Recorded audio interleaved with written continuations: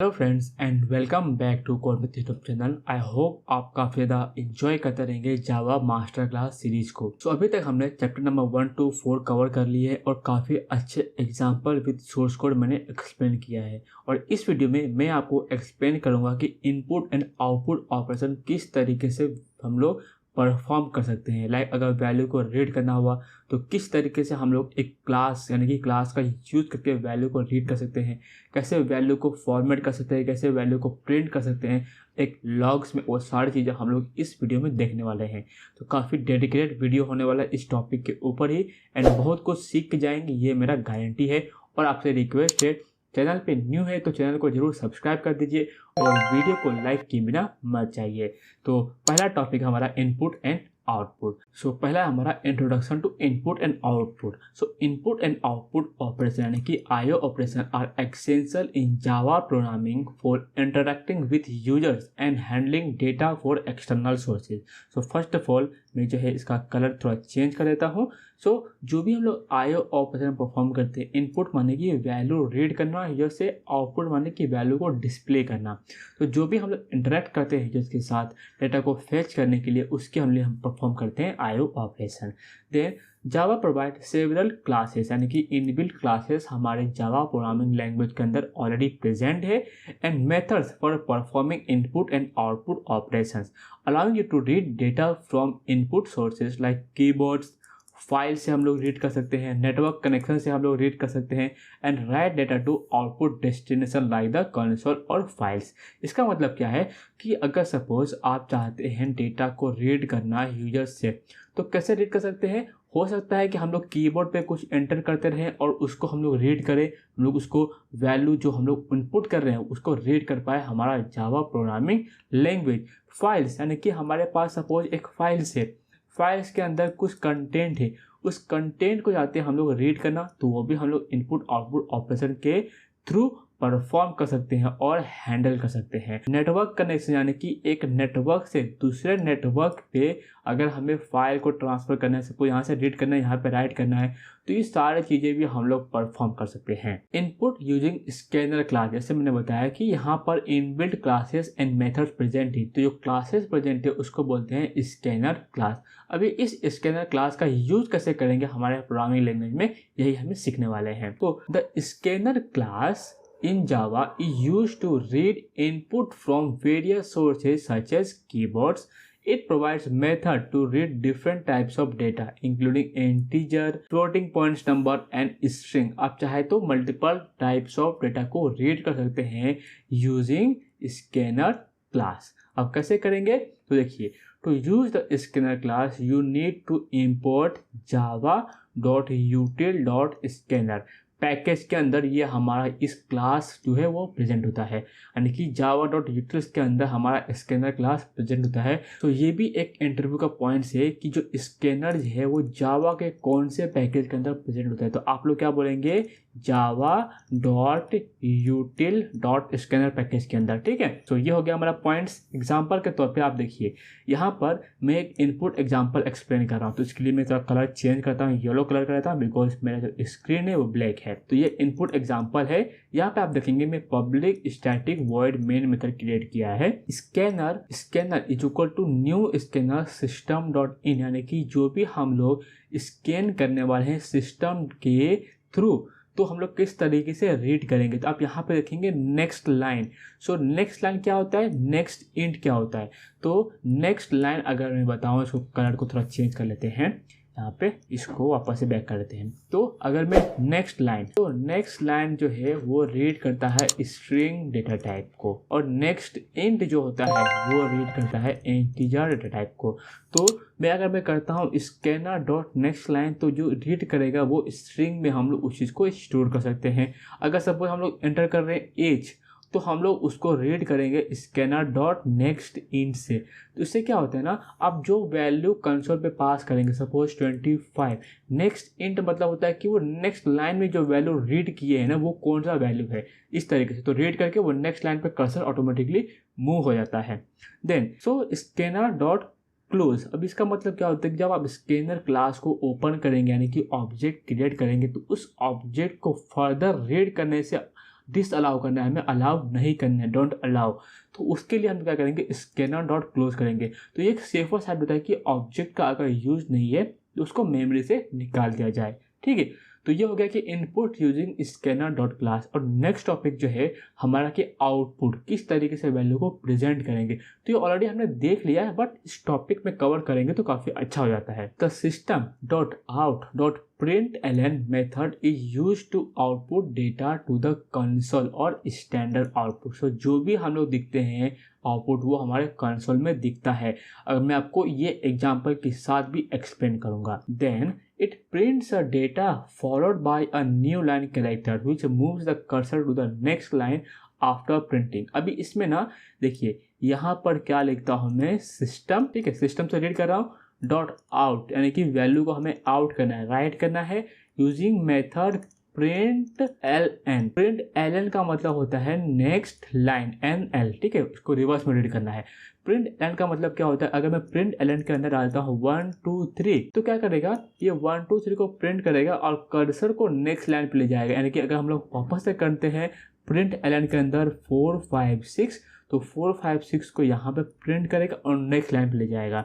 अगर हम लोग सपोज अगर इंटरव्यू पूछता है प्रिंट और प्रिंट एलएन में डिफरेंस क्या है, तो अगर मैं सपोज करता हूँ प्रिंट 1 प्रिंट 2 प्रिंट 3 करता हूँ तो इससे क्या होगा, 1 2 3 एक ही लाइन में प्रिंट होगा, नेक्स्ट लाइन में नहीं जाएगा। बट यही मैं अगर करता हूँ प्रिंट एलएन 1 प्रिंट एलएन 2 और प्रिंट एलएन 3 तो ये मेरा 1 2 और 3, तो कुछ इस तरीके से आउटपुट का डिफरेंस है।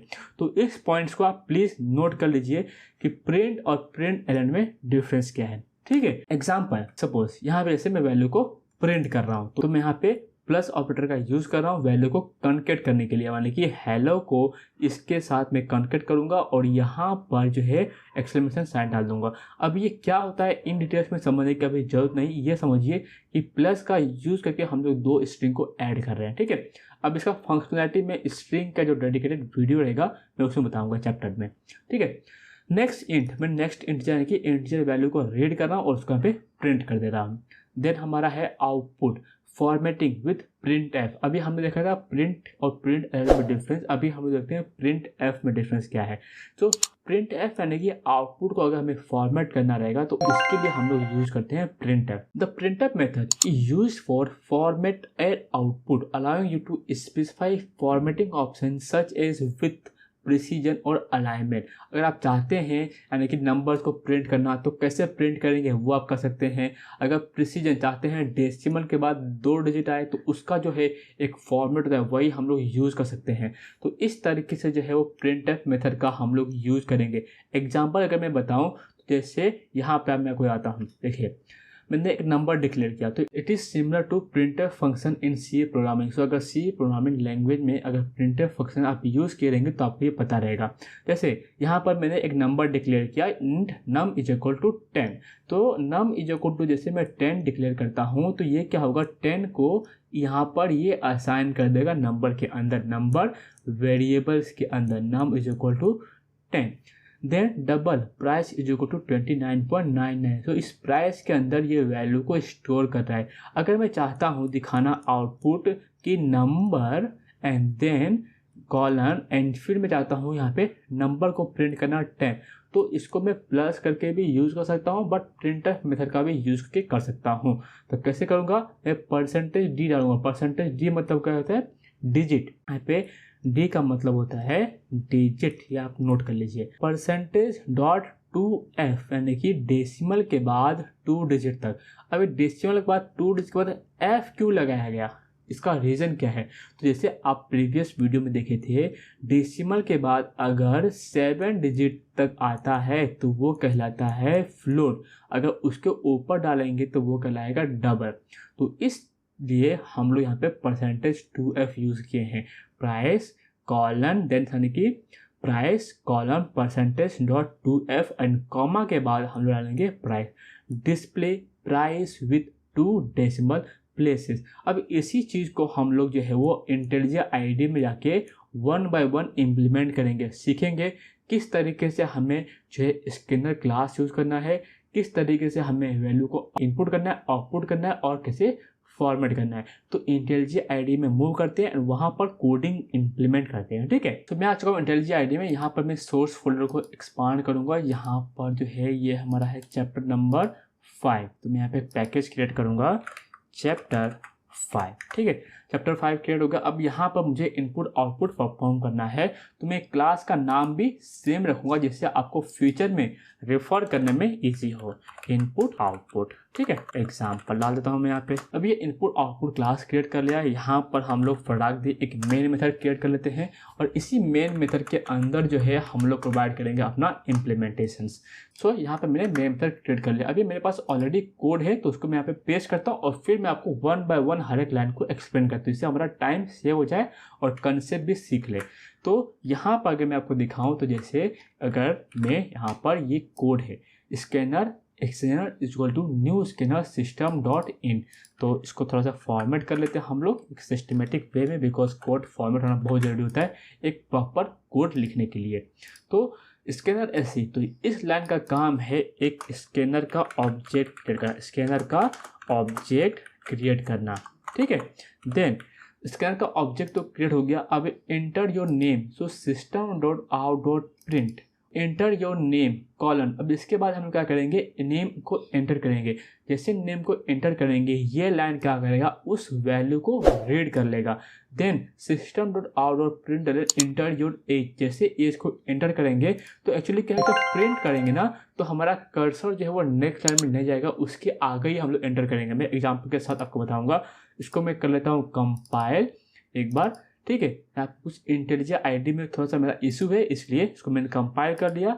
इस कोड को मैं करता हूँ रन। जैसे रन करूँगा कंसोल पे मैं आपको दिखाता हूँ मैजिक क्या। देखिए इंटर योर नेम, जब मैं यहाँ पे क्लिक करूँगा ना यहाँ पे तो देखिए जो आउटपुट है और जो कर्सर है मेरा, वो कर्सर मेरा नेम के बाद आया एक स्पेस के बाद, बिकॉज मैंने कॉलन के बाद एक स्पेस दिया है। तो मैं यहाँ पे सपोज नाम डाल देता हूँ ऋषभ करके, तो ये हेलो ऋषभ करके यहाँ पे आ चुका, बिकॉज हेलो के बाद कॉमा आया, एक स्पेस आया, फिर इस नेम को मैं यहाँ पे ऐड कर दिया एंड देन कॉलन आ गया, सेमी कॉलन। ठीक है, sorry exclamation sign. Then enter your age. अभी मैं यहाँ पे क्लिक करूँगा तो कर्सर जो है वो प्रिंट जो से मेथड यूज़ किए हैं तो कर्सर जो है मेरा सेम लाइन पे आएगा। पे क्लिक करता हूँ, देखिए मैं सपोज आता हूँ 50 एंटर करूँगा योर एज इज़ 50। तो इस तरीके से हमने जो इनपुट आउटपुट फंक्शनलिटी को एक्सप्लेन कर लिया है। अभी हम देखते हैं प्रिंट एफ, यानी कि प्रिंट कैसे करेंगे। तो अगर मैं यहाँ पे करता हूँ int value 1 is equal to suppose करता हूँ 50 and double value 2 is equal to 1 2.1 2 3 4 5, इसको करता हूँ बंद। ठीक है, तो मैंने यहाँ पे एक इंटीजर वैल्यू क्रिएट किया, एक डबल वैल्यू क्रिएट किया। अभी हम यहाँ पे यूज़ करेंगे system dot out dot print F method का। क्या यूज़ करेंगे, प्रिंट एफ का। एंड जब प्रिंट एफ यूज़ करेंगे तो हम लोग करेंगे भैया तुम्हारा जो वैल्यू 1 था वो कुछ इस तरीके से, और इसको हम लोग डिजिट के फॉर्मेट में दिखाने वाले हैं। वैल्यू 1 इज यहाँ पे डालेंगे हम लोग suppose colon space percentage D, and percentage D के बदले वहाँ पे कौन सा डालने वाले हैं, तो हम लोग यहाँ पे कर देंगे कि भैया यहाँ पे दिखाओ तुम वैल्यू 1। आप समझ रहे हैं, जो वैल्यू 1 इज कॉलन के बाद जो परसेंटेज डी है ना, परसेंटेज डी के जगह पे हमारा वैल्यू 1 यहाँ पे पुट हो जाएगा। ठीक है, इस तरीके से। तो मैं करता हूँ कॉपी, कोई जल्दबाजी नहीं है, हम लोग अच्छे से आराम से हर एक कंसेप्ट को समझेंगे। मैं चाहता हूँ ये वीडियो जो हर एक लोगों के लिए बेनिफिशियल हो। हर बारी मैं समझाऊंगा ना तो उतना मज़ा नहीं आता। वैल्यू 2, अब इसको मैं क्या करूँगा, करता हूँ percentage F dot 2, sorry percentage dot 2f, यानी कि डेसिमल के बाद सिर्फ 2 डिजिट आना चाहिए। अगर इस कोड को मैं करता हूँ कंपाइल, अगर मैं वापस इसको रन करूँगा तो मैं आपको आउटपुट दिखाता हूँ किस तरीके से हमारा आउटपुट का बिहेवियर जो है वो चेंज हो जाता है। देखिए यहाँ पर मैं गया, यहाँ पे इंटर नेम आया, तो नेम सपोज मैं करता हूँ ए, सपोज यहाँ पे एज है 12 डाल देता हूँ। ठीक है, अभी देखिए वैल्यू 1 इज़ 50, वैल्यू 2 इज़ 12.12। अभी ये प्रिंट एफ किया तो इसने क्या किया, जब प्रिंट एफ करते हैं तो ये नेक्स्ट लाइन में वैल्यू को प्रिंट नहीं करता। अभी हमें नेक्स्ट लाइन में वैल्यू को प्रिंट करना है, आउटपुट दिखाना है, तो उसके लिए हमारे पास एक जावा के अंदर प्रेजेंट है जो कि कहलाता है बैकवर्ड स्लैश एन एन। जैसे बैकवर्ड स्लैश एन डालेंगे वैल्यू हमारा ऑटोमेटिकली नेक्स्ट लाइन में प्रिंट हो जाएगा। तो अभी जो ये स्कैनर का है ना, इसको मैं करता हूँ कमेंट, बट जब मैं सोर्स कोड अपलोड करूँगा तो वहाँ पे कमेंटेड नहीं रहेगा। ठीक है, इसको मैंने कमेंट कर दिया। अभी इसको मैं वापस से जब मैं रन करूँगा तो आउटपुट में आपको दिखाता हूँ किस तरीके से बिहेवियर जो है वो चेंज हो गया रहेगा। इसको मैंने रन कर लिया, कंपाइल कर लिया, अभी इसको आउटपुट दिखाता हूँ। देखिए नेक्स्ट लाइन में वैल्यू जो है वो सक्सेसफुली प्रिंट हो रहा है। अगर सपोज मैं आपको एक टास्क देता हूँ कि इस चीज़ को अगर मैं सपोज %d करता हूँ, %d, और फिर अगर मैं कोड को रन करूँगा तो मुझे बताइए एक्सेप्शन, यानी कि हमारा कोड फटेगा कि नहीं फटेगा। एक्सेप्शन वर्ड यूज़ करना भी सही नहीं रहेगा, बिकॉज इसको हम लोग फ्यूचर में सीखने वाले हैं। तो ये कुछ इशू आएगा कि नहीं आएगा आप मुझे बताइए। तब आप चेक कर लीजिए। मैं इस कोड को रन करता हूँ और आपको दिखाता हूँ कि कैसा हमारा प्रोग्रामिंग का बिहेवियर होता है। देखिए illegal format conversion exception D not equal to java.lang.double, यानी कि जो हम लोग वैल्यू को कन्वर्ट कर रहे हैं वो हमारा डबल में नहीं है, तो इसलिए इसको कन्वर्ट नहीं कर पा रहा है। यानी कि डबल टू फ्लोट कर सकता है। ठीक है, इसको करते हैं %.2f और कोड को हम लोग करते हैं अनकमेंट, बिकॉज इसको मुझे अपलोड करना है तो आप लोगों को कोई इशू ना हो। सो इस तरीके से हमने जो है वो इनपुट आउटपुट एग्जांपल सीख लिया है। प्रिंटफ मेथड किस तरीके से यूज़ करना चाहिए। अगर आपको वीडियो पसंद आया रहेगा तो वीडियो को जरूर लाइक कर दीजिए, चैनल को सब्सक्राइब किए बिना मत जाइए और बेल नोटिफिकेशन आइकन को भी दबा दीजिए। इससे क्या होगा, जब मैं नेक्स्ट चैप्टर अपलोड करूँगा आपको नोटिफिकेशन चला जाएगा और आप एक भी वीडियो मिस नहीं करेंगे। So till then take care and bye bye. जय हिंद।